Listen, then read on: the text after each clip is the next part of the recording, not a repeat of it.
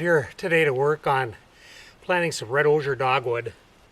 Uh, the plant red osier dogwood is a dogwood that has a very woody stem to it, except at the points where it has new growth every year.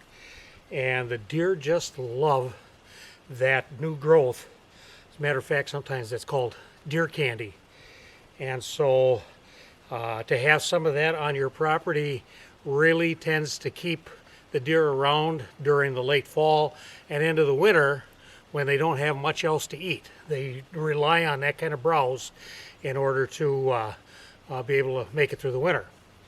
I have a lot of it on my own property, and what I've done is that I've cut some made some cuttings from what I have, and we're going to stick these in the ground. And from what I understand, with a little bit of research I've done, that if you stick these into the ground 4 to 6 inches, that somewhere between 70 and 90% of them will take hold and will grow if the conditions are right.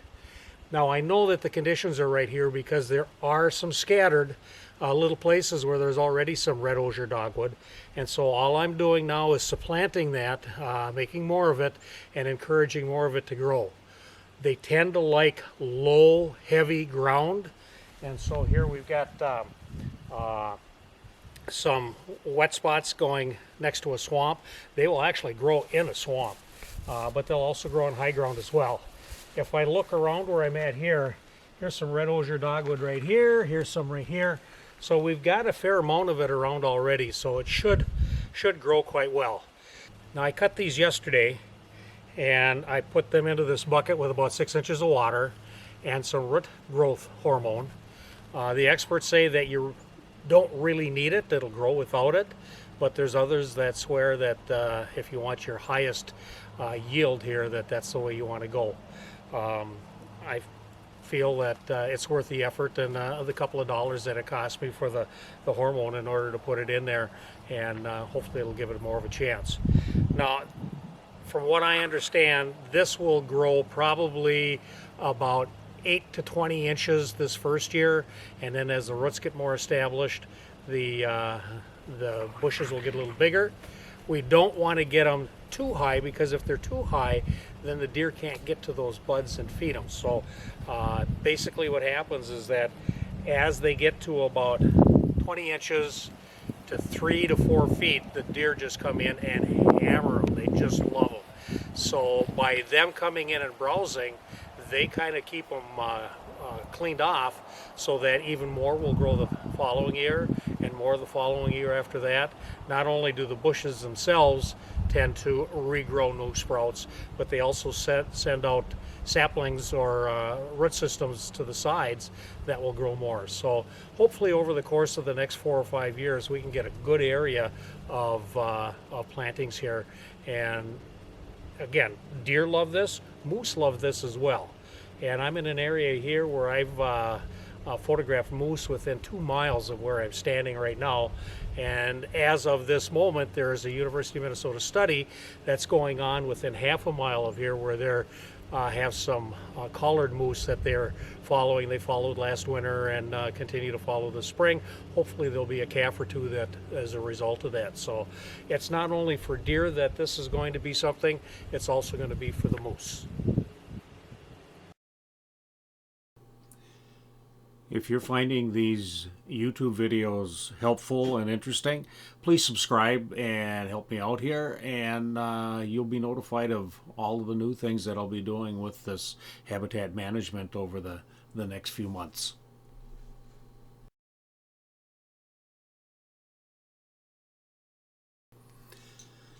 April is turning out to be a very busy month as far as this project is concerned.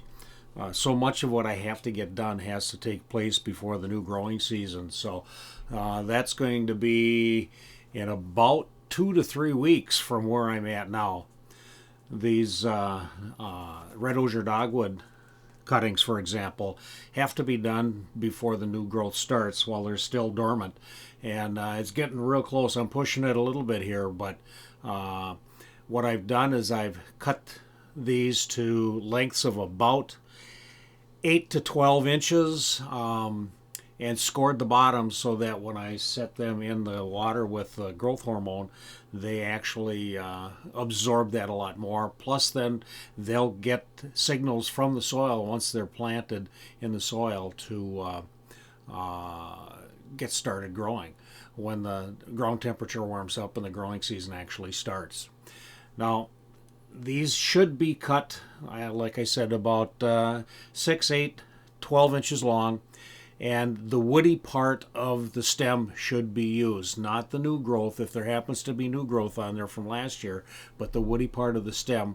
And it's recommended that you use stems that are about a pencil size in diameter. Now, I have planted red osier dogwood in the past from cuttings that I bought from a seed nursery company. And just checking updated prices on that the other day, I saw that on average, a dozen of these cuttings, 12 of these, cost about $32 if you buy them from a seed company. So being able to go out and procure your own in order to replant these is really a cost savings. So I hope this works. We'll find out. I'll let you know when I see growth and if they continue on the way they should.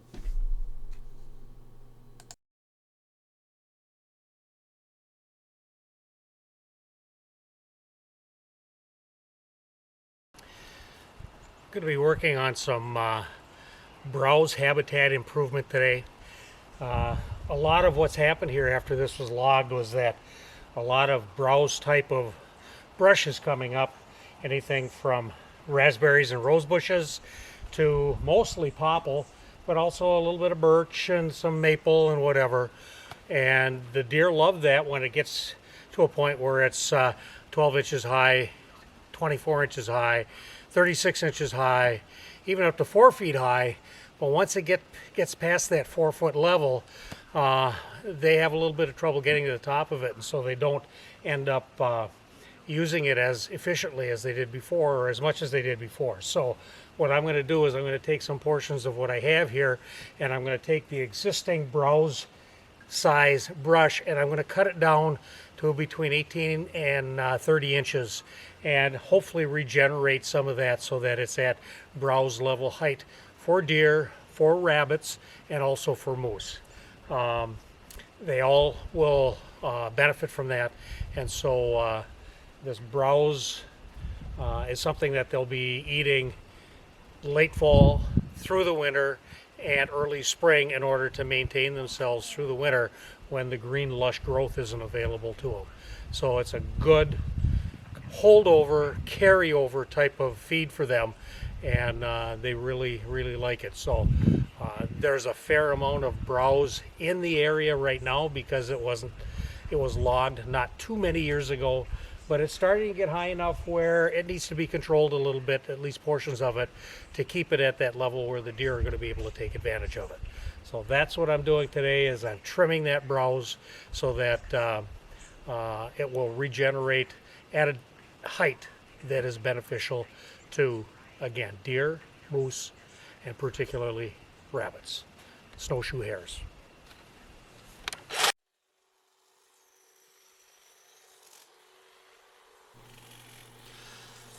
Just a little bit about what I'm trying to accomplish here. The area that I'm working at is going to amount to approximately 2 acres in size. The amount of browse that I'm cutting and the little bit of food plot that I'm doing is not going to sustain a large deer herd for a long period of time. It's going to supplement what they have, and there is a lot of summer browse that they can get to here and winter browse aside from what I'm working at. The second purpose to the project that I'm working at here is to kind of concentrate travel patterns with different types of wildlife towards where I'm going to have my hunting stand or photography blind, however you want to put it.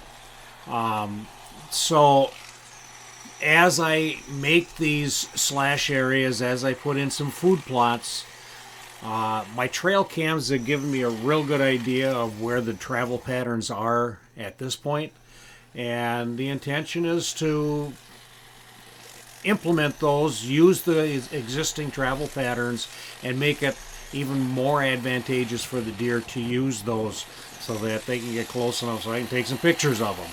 So there is a method to my madness here in terms of where I'm doing and what I'm doing, and hopefully it will pay off over the coming weeks and months.